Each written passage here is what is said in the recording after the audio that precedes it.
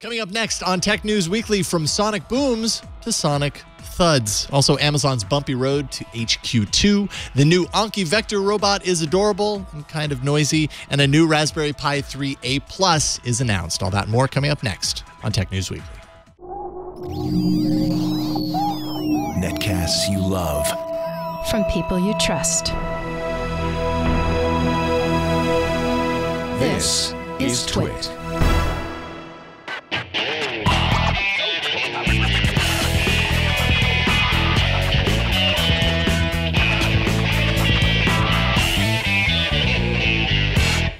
This is Tech News Weekly, episode 58, recorded Thursday, November 15th, 2018.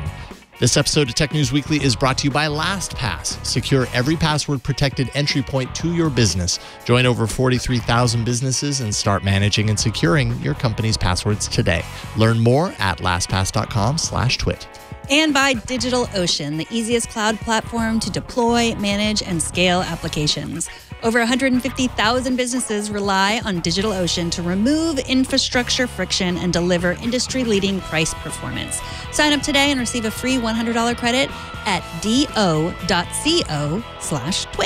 And by Privacy.com. Stop using the same card number everywhere. Use Privacy virtual cards and get a $5 credit off your first purchase. Learn more and sign up in under a minute with your debit or checking account at Privacy.com/TNW. Welcome to Tech News Weekly. This is the show where we talk to and about the breaking news of the week. We talk to the breaking news of the week. Sometimes, when we're lucky. Yes. So let's get right to our first story. Now, in 1973, the FAA banned passenger airlines from supersonic flights over the U.S.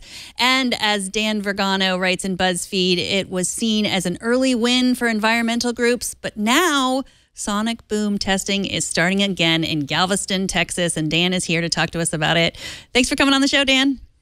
Good to be here. Good to talk to you. So the tests in the 60s were in Oklahoma City, and they did not go so well. Talk a little bit about those tests.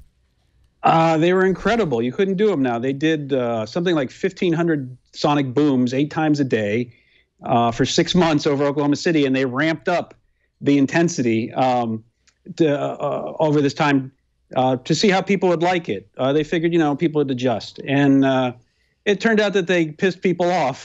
There were death threats. About a third of the population wanted to move. People wanted to complain to the Chamber of Commerce, to FAA, and everybody else. FAA concluded from this that, people probably could live with the early ones, which are quiet. Nobody else thought that. The National Academy of Sciences said it's a bad idea, and the whole thing birthed a environmental movement opposed to noise pollution centered around airplane noises. So why are they doing it again now? What's different now? Right. So now we have better technology. We have invented low boom aircraft. It's actually incredible work that NASA has done. Very careful, smart shaping of the sonic boom waveform to spread it out into a thud. You still get the same energy of the boom, but they've gotten longer planes with different doodads on them that lift and extend the boom so that it becomes more of a thud. And so they think that maybe if the sonic boom is the problem, then we can have supersonic flight, which would be nice, faster flight all over the country.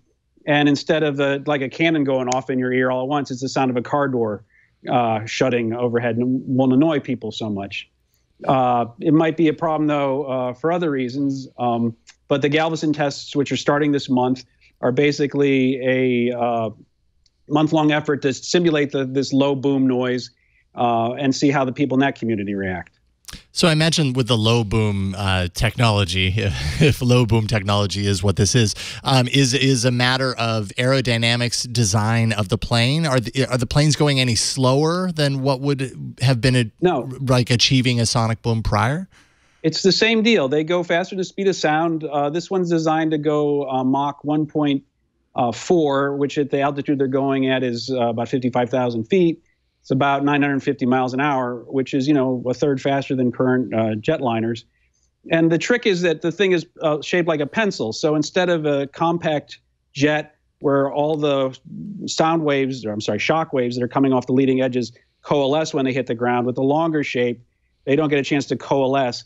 And they've also added cantilevered wings to the front that shape that boom a little bit to stretch it out, and thump bumps on the back.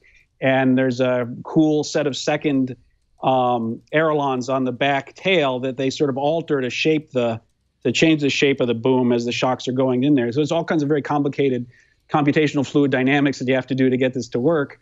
But it does seem like they're very confident it would work, at least in the modeling, and they can't get F-18s to do a dive that simulates what the thump would sound like. They claim they can be less than 75 decibels. This is a loud conversation in a restaurant compared to a chainsaw going off in your ear like a regular sonic boom. And so we'll see. But the real question, it turns out, isn't so much the technology. At least that's what we found when we talked to NASA, which was so interesting. They said, well, the plane is hard, but the real thing is people. Like, will people accept this? It's a little bit analogous to the driverless cars question. Will people accept a car in the street that doesn't have a driver behind the wheel? Will people accept the sound of this thud, even if it is quieter than a real sonic boom? Yeah, this is. I mean, so it's not heard inside the plane. If you're flying it, you don't hear it. So and you're going faster than it. You outrun it. Right. So I mean, it's kind of a like not over my backyard situation, because it's a NIMBY deal. Yeah. Yeah. So why Galveston? I mean, do they know? I've spent some time in Galveston. I grew up in Houston. That was where we would vacation. Do they know they're going to have these quieter than they used to be sonic booms, but still maybe noise pollution? That's the trick. The answer is that Galveston's on the coast, and so you can dive the plane off in from the ocean, and the ocean gets the boom. There's a nice map, and the city gets the thud. So it's a great place to do this kind of test with an F-18 to simulate what the thud noises are. So really, the test isn't can we do the thud. The response is what is the community's response to it. That's why you do it in Galveston. Also, it's a small city, so you can constrain the responses you get. To do it over a giant city would be a problem. But people in Galveston are being told about this, and they said they're probably going to overdo it a little bit in terms of how much warning they give them, because they don't want people to feel like, totally like guinea pigs. But there's a question, like if you warn people too much, then every time a trash can falls off a truck, everybody calls into NASA, right? And if you do it too little, then everybody gets mad when they find out about it. So there's this balance that they're trying to go for, and they're trying to figure out what is the appropriate amount of warning to give a community, because they're hoping in 2023 to test this over major cities with the X-59 that's going to be built next year.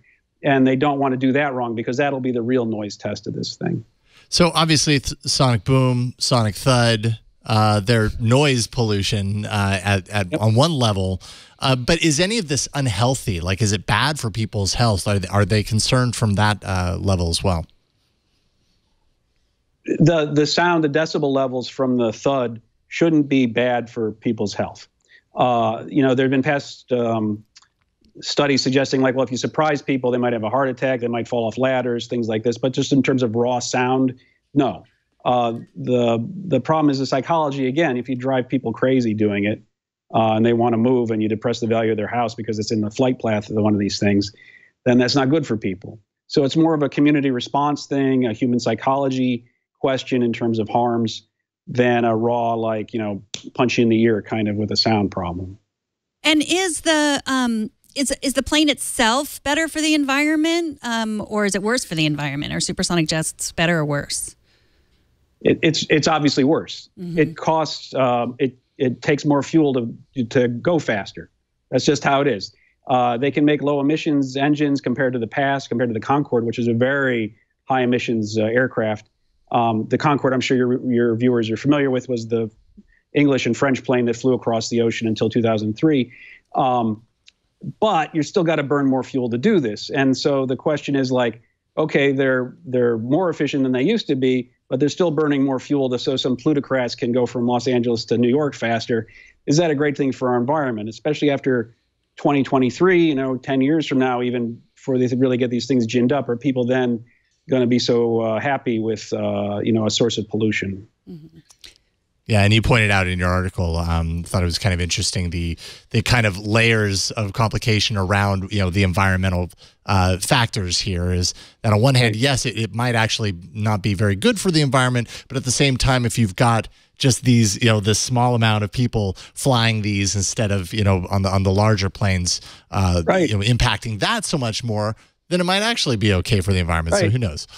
Yeah, if it's just a couple of plutocrats, then it's not so much. But if everybody's on one the size of a 747, then yeah, that's a lot of emissions. Yeah. So what's the right answer there? And it's also important to point out that there is a story that the Concorde was killed by the boom it made, and this question of emissions and costs. Is if fuel is running really expensive a gallon, is this thing going to work economically? Sure. Those are the kind of hard questions that really determine the future of aircraft success or not, at least passenger aircraft. Yeah.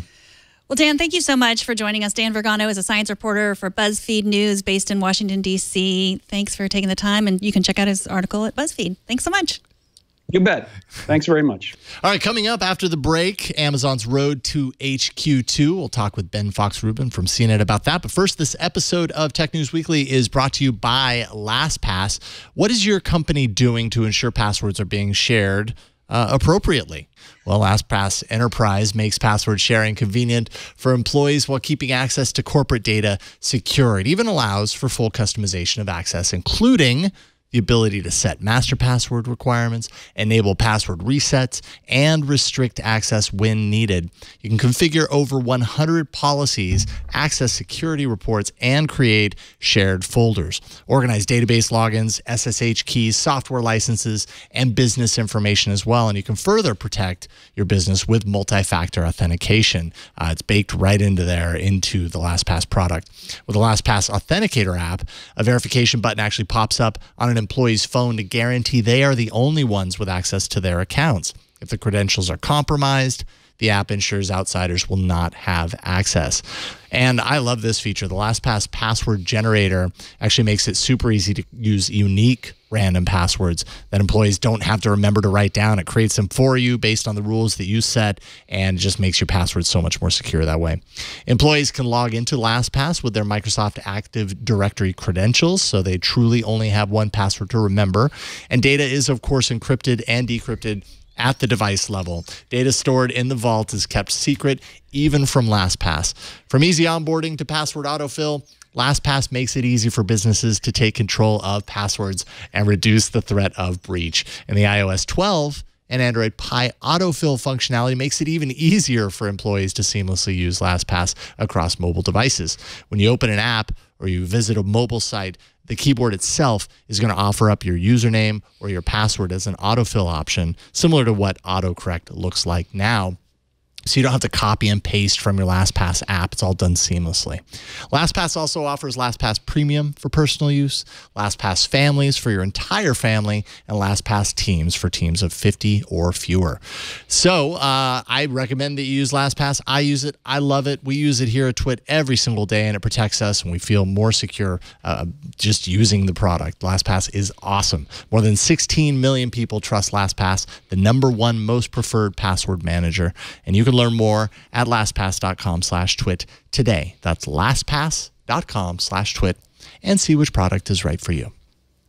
So once upon a time, basically a year or so, a small company called Amazon, actually one of the largest companies in the world, began its Cinderella story hoping to find a knight in shining armor that would house its second headquarters in the U.S. It wanted one lucky metropolitan area to woo it, to sweep it off its feet, to offer it diamonds and pearls and, let's be real, tax benefits that would allow the company to continue its pursuit of world domination by the way of Prime memberships and lightning deals that we're all going to enjoy this holiday season. Then the company abruptly announced not one, not two, but 3 winning cities, 2 sort of winners and 1 consolation prize to the third, and people are not happy. Joining us to spell out the timeline and what this means for Amazon and for the cities it chose is Ben Fox-Rubin from CNET. Welcome back to the show, Ben. Thanks very much for having me. You bet. It's great to have you on today, and we really appreciate it. So Amazon had cities across the U.S. literally crawling over themselves to be selected for HQ2. Many of the concessions were humiliating. Some were egregious. How could one company hold so much power and influence over these U.S. cities? It's kind of crazy when you think about it. Yeah, absolutely. And it captivated a lot of the attention of just the broader general public. And the main reason for that is because this was really the big one. There has not been, for instance, in New York State, ever in its history a job creation project of this size. And that's considering the fact that New York State ended up getting half the original project at 25,000 employees. So it's kind of hard to really wrap your head around how big this project actually is. But 25,000 employees in each location, these are enormous undertakings. And that's why these communities, these public leaders were so willing to bend over backwards in the interest of getting this huge project. So they were all sold on this idea of getting the whole package. And then, somewhere along the line, Amazon decided and kind of kept it a secret that it was going to split things between them. Would the cities have been as involved as they were if they knew that from the onset? How would that change kind of the calculus behind this? I think ultimately they probably would have offered less money up front. We're seeing some of these packages now coming out, and some of them are really eye-popping. For instance, the city of Philadelphia, where I'm from, offered something to the tune of $5.7 billion. Pittsburgh offered something fairly similar. We already knew about Newark offering $7 billion. Montgomery County, Maryland, offering $8.5 billion. These are huge, huge numbers, especially considering that the project was going to cost Amazon $5 billion. So some of those are well above. So those numbers would have been lower. I think primarily what would have changed significantly would have been the media attention. These numbers were so big, and it was labeled this thing called HQ2, and it really fascinated a lot of the national and international media. And if this was really being positioned as two very large regional offices, but Seattle was still going to remain the headquarters, I can't imagine that it would have received the enormous level of attention that it did over the past year. So we've heard about the jobs that, 25,000 jobs for each of these communities. What are some of the negatives that these places can expect having a headquarters there or a non-headquarters there? A non-headquarters. Some of them include higher rents, increased traffic, strain on infrastructure, strain on schools. These are some of the issues that Seattle has already dealt with. It's what has been charmingly called in Seattle the prosperity bomb, where you do get a lot of really good, high-paying jobs. You also get a lot of indirect jobs and a lot of indirect business that gets developed because Amazon has come to town, or any major tech company for that matter. But at the same time, it is an enormous strain on a lot of other resources. And that's why I think a lot of folks have been very annoyed at the incentives that were given to Amazon, because it's going to cost these communities a lot of money to actually house and be able to support Amazon coming in with this many employees. Yeah, not only that, there was the Wall Street Journal report that there was an interesting read on kind of like the details, the timeline of all this stuff. Amazon was telling local officials that they'd be visiting an area a matter of days later. And I mean, it really seemed like Amazon knew. It walked in there with a stride and it was like, yeah, we know you want us. So, be ready in 5 days when we're there. I mean, what do you think Amazon was hoping to gain out of kind of this strategy, just to up the ante and make everybody completely make fools of themselves? It does appear from that story, it does appear like they were trying to make people jump through a lot of different hoops. I would like to think that Amazon was trying to do some level of due diligence to find out what they were trying to, where the best locations were potentially. But at the same time, local officials were really basically forced, it seems, into a lot of difficult positions in hopes of snagging this project. And obviously, as we saw, there really weren't that many winners. So a lot of local officials spent a lot of time, a lot of money. Some of them hired consultants for a lot of money, as the Wall Street Journal story mentioned. And they ended up with nothing. They didn't end up winning much. Some of the statements that I heard from some of these locations were they tried to put the best face on it, where they said, we're really proud of us putting our best foot forward. We're proud of the exposure that we got. But ultimately, it was a lot of time and money spent on this one project. Mm-hmm. And so what about the lack of enough employees? I mean, that's why they said they had to divide it into two cities. I mean, was that like that? That's a problem everywhere, sort of just like this, these trained employees. But what do you make of that being the reason that they had to split it into two places?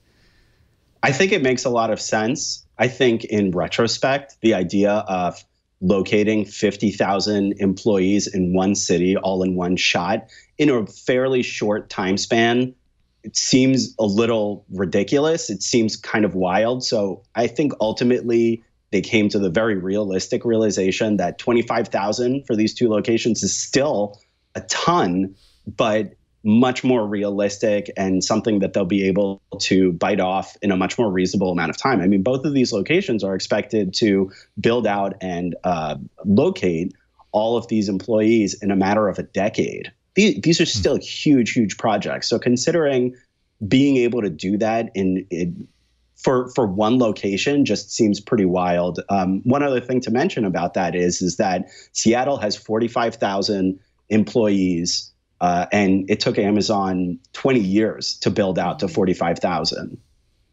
Yeah, no kidding, right? So then, what are these communities that are that have been chosen feeling about this? Like on one hand, yay, job infusion. On the other hand, all of the other kind of headaches and potential downsides that come along with it. Are the communities that have been chosen, are they happy?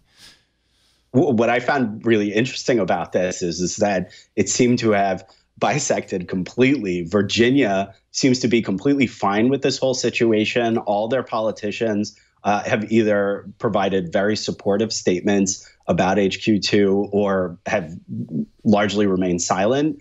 In New York, they're having like a small rebellion on their hands where Alexandria Ocasio-Cortez and a bunch of other local officials have been protesting against this. There was actually a protest where reported about 100 people were protesting against this plan actually coming in. So it looks like Amazon needs to try to smooth things over a little bit more in New York to actually get squared away there.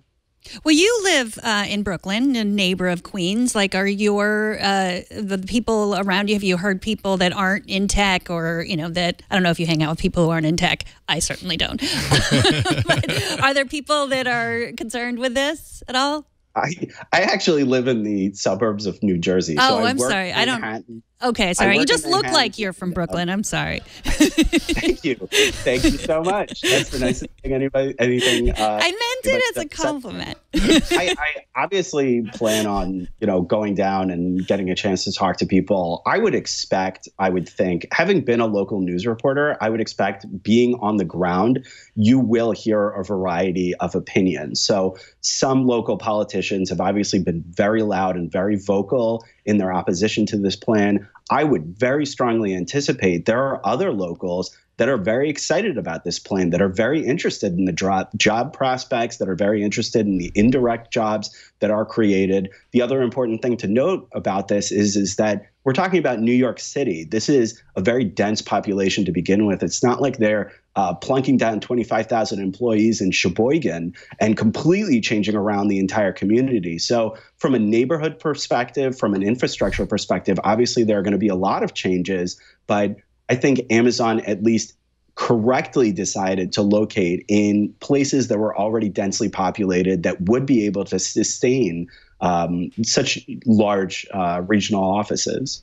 Well, when you look at the list of the chosen few that were selected to move on to the next round to try and get the rose, a lot of those fit this mold, this particular mold that they ended up choosing. But some of those, it would have completely changed things, which makes you wonder, like, did Amazon ever consider that much more than just paying it lip service and let's see what they can come up with? What I found interesting is that there were regions that did move on to the next round that offered way more in the way of incentives, economic incentives particularly, yet they weren't chosen.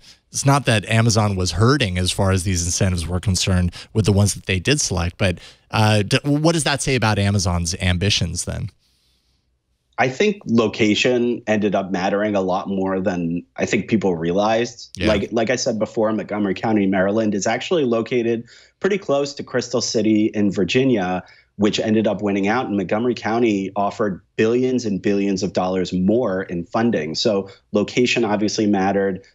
Talent obviously mattered, and those are two really important aspects. Going back to something else that you said, as far as locating folks and really potentially changing something and creating an enormous economic development potential. It is, for me personally, I think it is a little unfortunate that Amazon didn't decide to go in that direction. One can only imagine what could have happened in a place like Newark, New Jersey, or Indianapolis if these huge regional offices were to be located there. They would have had a huge impact. But at the same time, I also understand that Amazon isn't the company that it used to be when it first located in Seattle and wants to hire a lot of people and move very quickly, and isn't as interested in kind of redeveloping an entire community for their offices. It does seem that they aren't very concerned with the PR optics of all of this. I mean, like you said, there are definitely communities that could have really taken advantage of this. And then, you look at a place like Dallas, a metropolitan city that, that missed out. And, it's very far from D.C., where I think Amazon probably hopes to be close to regulators and politicians and lobbyists and things like that. I mean, it doesn't look that great for them. It doesn't seem like they really cared. They are absolutely interested in the PR about this. And if you're curious to kind of see why, there have been hints basically all year where Jeff Bezos offered $2 billion for a new foundation. Amazon also said that they were going to increase their minimum wage to $15 an hour. They're trying to do a lot more to try to curry favor with the public. They obviously understand that a lot of people look at them negatively, more so than they used to, because the company is growing so quickly. There are a lot of concerns about it becoming a monopoly in the future. And they are trying to get ahead of that by also advertising a lot about how they're helping small businesses. So I think they're very aware of the negative responses, and I wouldn't be surprised if they're trying to do something about it behind the scenes. Mm-hmm. Well, that makes sense. Yeah, I guess they do care. Amazon. They care about looking good. Yeah, they care. They care absolutely. about looking good. That's the important part. Yeah. Yes, right. Well, I guess we'll see if the multiple HQ headquarters strategy actually works in the long run. We've got a long ways to wait before we'll ever get that answer. But I'm sure we'll continue to hear more from people who are not very happy about this, lawmakers included. Ben Fox Rubin from CNET, really appreciate your time tonight talking about this. Thank you so much. Thank you. Absolutely. And everybody should check out his work on CNET.com. All right, up next, we get an in-studio visit by a real robot. And at least I will hope that it doesn't eliminate us from existence. But before that, we have to thank the sponsor of this episode, and that is DigitalOcean. DigitalOcean is the easiest cloud platform to deploy, manage, and scale applications of any size. DigitalOcean actually offers an intuitive control panel and an API designed for developers. As a developer, I assume you want to spend more time coding and less time managing your infrastructure. I would imagine so anyways. Well, DigitalOcean lets you do just that. You can choose from standard or CPU optimized droplets and customize from there. And how about this? You can save up to 55% compared to other cloud providers. Plus, simple, predictable pricing. DigitalOcean has always been on mission to simplify the complexities of infrastructure, and that includes pricing.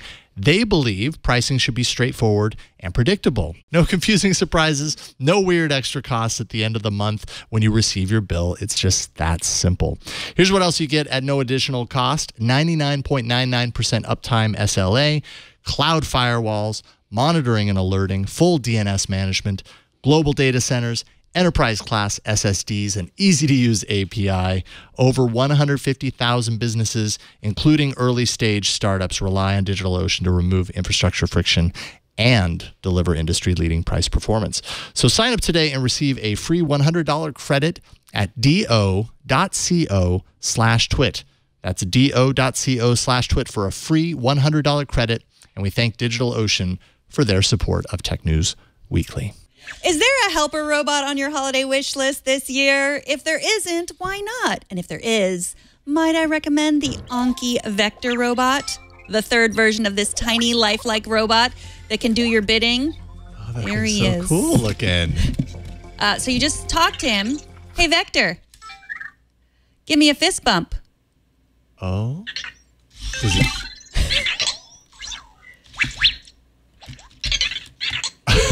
It knew where the sound, where your voice kind of came from behind it. Yes. It doesn't know that there's a microphone there, but that's okay. I have had all 3 versions of this little guy who I'm going to pick up now and show you. And this is the third one. He's $250. I should say that right up front. You have to really love robots or have a kid that really loves robots. But you can ask him all kinds of things. And he gets angry. Wow, yeah, no kidding. Because I picked him up. So I could say, hey, Vector, what's the weather? 65 degrees and sunny. Oh. And if you're just listening, he just showed a little sun. And I can ask him, hey, Vector, what's the weather in New York City? 30 degrees and snowing. I like our weather better. Although I like that animation better. I so, do too. you know, it's hard to know which direction to go. Hey, Vector, take a picture. Oh, it's getting ready. Nice. Now, where does that show up? So that shows up on the app. So let me see where it shows up. Things to try. It almost jumped for it. Where are the... Ask it to play a game. Hey, I'll look for the Vector, photos. play games. What are we... Oh, whoa, it's doing like a card game. Blackjack. 18. Oh, blackjack. Okay. You have 18. Hold. Is that what I do? Or, Another card. no, definitely not. Not with 18. Okay. Yours turn. Oh. 18. Oh, okay. Well, neither of us lost. Thank you, Vector. Play another round. No, I'm horrible at gambling. But thank you, Vector. Ask it if it knows your name. Hey, Vector, do you know my name? I guess he doesn't know my name. He or she doesn't know my name. Not yet. Well, try telling him your name. Oh, hey, Vector. My name is Jason. Yes? Okay, he's scanning me. Uh-huh. Yeah, I'm feeling stared at right now. Jason. Yes, Jason. that's my name. Don't wear it out. Don't fall. It has edge detection, as you can see. Okay, good. Yeah, it's not going to fall. So here's the photo that it might took. have Not a the best, but we wish. do have a lot of lights. Yes, we have a lot of lights in the backdrop. But still cool. Yeah, you can also Yes. Hi. you can ask it to set a timer. Hey, Vector. Set a timer for 5 seconds. Oh. His face turned into... I don't know if it's he or she, by the way. But... And then you pet and it then to I make pet it it? stop. Yeah. Okay. It's okay. It's okay. Calm down. And you can say, good down. robot. Good robot. Does it not? I think you might have to say, hey, Vector, good robot. Hey. That's one of the challenges with this kind of technology, because on one hand, we want it to be conversational. On the other hand, we don't want it always listening. Right, exactly. So, yeah. Hey, Vector. Good robot. Oh. Alrighty then. And then when Vector gets low on batteries, it'll go home automatically, right? Or you can tell it to go home. Hey, Vector, look at me. Go home, please. Kind of looked a little disappointed that I sent him home. Probably it did. So it will eventually find its home, I think. It should. We'll hope so. Otherwise, it's going to be trapped out in the wilderness with no more battery once the battery runs out. You could also say, hey, Vector, go to sleep. Okay, so I will admit that Vector is adorable when you're interacting with Vector. However, I will also admit that Vector was asleep in the office while I was working the past couple of days. And by asleep, I mean not really. Because every once in a while, he'd just go, which is really great when you're actually talking to Vector, but really annoying when you're not. Woke back up. See, yeah, like you put him to sleep, and he was like a baby, kind Yeah, of. it knows. Or It a knows I'm Tamagotchi. yelling right now, and Yeah. I'm sorry, Vector. I'm sorry I woke you up, but Hey, Vector. kind of looks sad. Hey, Vector. Hey, Vector. Hey, Vector. Hey, Vector. Hey, Vector, we're done with you. I can also change the color of its eyes. Oh, that's amazing. That's what I was waiting for. So I could make them orange, Okay. yellow, All right. green, blue. So what is the third generation Vector do that the first generation? Answers questions. Hey, Vector. I have a question. Who is Leo Laporte?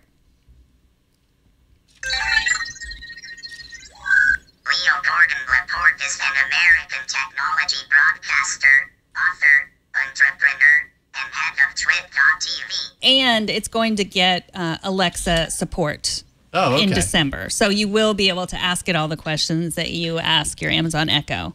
That's coming soon, before the holidays. Could you imagine Vector traveling freely around the bottom floor of your home as like just a roaming robot that you never get tired of? I can. I have tried that. The dog does not attack him, which is okay. good. We've taught our other Vector how to deliver the dog treats, so I think that's probably why the dog likes Vector. Yeah, I wish that it would vacuum. Yeah. Like if this were Take a long combined time. with a vacuum, that would be amazing. It would take a long time. Oh, actually, if it could like board the vacuum. Yes. Yeah, take a ride on the vacuum. Yeah, it'd be like, it's time to vacuum. Yeah. Get on top of the Roomba, and then it's like the Roomba is its vehicle. That would be pretty awesome. Yeah. Fourth generation. They're Right, working on exactly. So Cool. I like what they're doing. I like Anki as a company. They've made different stuff every year that I've always found to be delightful. And so this one is just a little more advanced. I wouldn't necessarily say, it's something that's 100% useful. I just think it's fun to have around. And it's friendly and cute. And maybe that, means it's going to eventually take over and eliminate the world. I'm pretty sure this tiny little robot is not going to take over the world. All I have to do is lift it up like this, and hold on. Actually, never mind. I concede. I concede, robot. The Anki robot, it's $250. You can get it wherever robots are sold. You can watch more of their funny videos or check out more information about it at Anki.com. If the Anki robot did not wow you, if $250 is not in your price range for this holiday season, what about $10? Jason's got some tech that just was announced today. But first, I want to thank Privacy.com, the sponsor of this show. You don't use the same password everywhere, so why use the same card number when you shop online? Privacy.com generates a brand new virtual Visa card number for every purchase you make online with just one click. It's easy. Simply download their browser extension from the Chrome Web Store or their Android or iOS app and link your virtual cards to your U.S. checking account or your debit card. You can freeze and unfreeze cards, and you can set spending limits per charge, per month, or per year. With Privacy.com, never worry about being billed twice or getting upgraded without your consent. And there's no need to worry about forgetting to cancel subscriptions or free trials. You can never have to worry about that again. Refunds work even if the card is closed or paused. And you can earn up to 5% cash back. Virtual cards are locked to a merchant, so you don't have to worry about changing your card everywhere if one gets hacked. You'll get a decline email or a push notification if a hacker tries to use the card somewhere else. You can even figure out when merchants likely got hacked, often before those merchants even know themselves. The security of your data is at the core of what Privacy.com does. They're PCI DSS compliant, and they're held to the same security standards as your bank. Sensitive information is secured using military-grade encryption. Information is encrypted using split-key encryption with partial keys held by separate employees. No single person can access the sensitive data on the server because it requires multiple keys to decrypt, like the nuclear launch code in war games. And true to their name, these cards let you use any billing info you like, so your information remains secure and private. Privacy.com believes customers should have full control of their data, so they provide their customers access to transaction data via a webhook API, and they support two-factor authentication.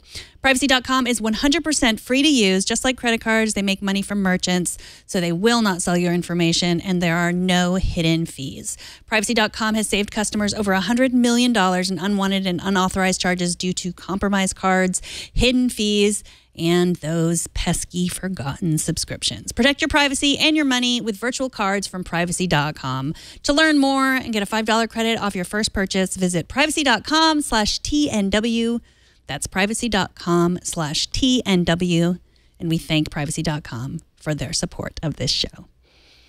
So everyone's been waiting for a new Raspberry Pi 3 upgrade. I know I've been waiting for the Raspberry Pi 3 upgrade. And today is your lucky day, sort of. If you were waiting for the Pi 3 B Plus to get its long-awaited upgrade, you're not going to get that. I'm sorry. I kind of built you up and then tore you down. But if you, like many out there, enjoyed having an A+ form factor version of the Raspberry Pi 1 back in 2014, then you're going to be happy to hear that they are actually bringing it back with the newly announced Raspberry Pi 3 Model A+. This actually brings most of the 3B+'s biggest features to a smaller form factor, which also means it's less expensive for one. Also, it has the same processor, same memory, dual bands 802.11ac wireless and Bluetooth 4.2 and more, and it all fits on a board the size of a hat. Not this hat that you wear on the top of your head. That stands for hardware attached on top. In so doing, it eliminates the USB hub from the B+, replacing it with a single USB port, so it shrinks things down a little bit. It also removes the Ethernet controller, so no Ethernet on here. It's most of the power of the 3B+, but smaller, and it's going to fit in more places, more projects. Makers are really going to know exactly what to use it for. It also carries another point of significance. This is important to remember. It's basically the last of the classic Pis, meaning the next wave of upgrades will all be built with new underpinnings, which personally has me eagerly awaiting the next generation of Raspberry Pis. I think the next big upgrade is expected sometime next year in 2019, and that's when I'll be able to take my my MAME cabinet at home and make it even a little bit more powerful, as if I need to. But technology, if the upgrade is there, you're going to take it, right? Mm-hmm. I want to buy 20 of these just because the ad is so wonderful. It feels like it's a joke, but it's something like we would actually do. I didn't watch the ad. Oh, it's so good. I saw they were showing it earlier on Patrick's show on Twitch. And I was looking up and I was like, what is that 80s computer commercial? And it's their ad, which is really funny. You got to watch it. Okay, I will. Josh just showed it, so I got to watch it while you were talking. Yes. I was distracted. Yeah, I borrowed a Raspberry Pi from Leo to do some Raspberry Pi IoT stuff, and it's out of my desk. And then I gave it back to him. Yeah. Raspberry Pis are not my thing. I respect that they are your thing and other people's thing.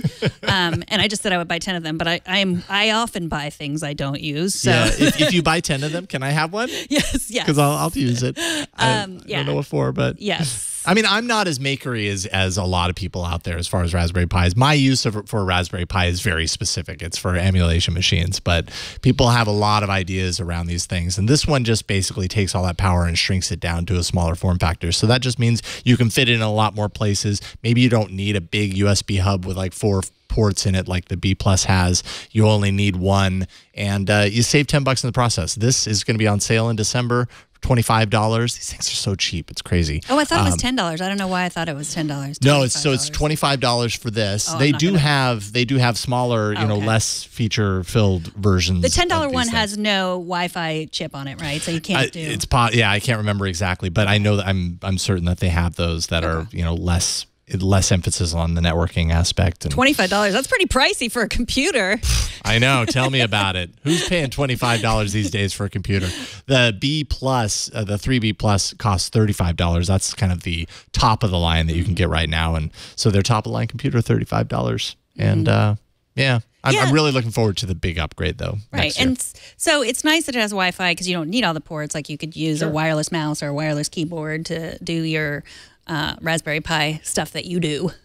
Whatever it is you guys do with your Raspberry Pis and stuff. Yeah, exactly. If you even need those, because a lot of times these aren't used as computers. They're used to drive something else. So. Anyways, if you're a maker, I'm sure this news made you happy. Tech News Weekly records live every Thursday at 2:30 p.m. Pacific at twit.tv/live. You can be part of the show by emailing us at tnw@twit.tv.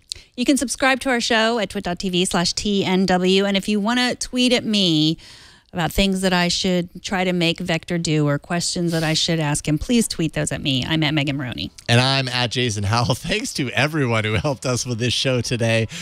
Burke, Jammer B, Alex, Josh, Colleen, and they worked their tails off to help us do today's show. And thanks to Vector for never shutting up throughout the course of this entire episode. We'll see y'all next week on another episode of Tech News Weekly. Bye, everybody. Fist bump.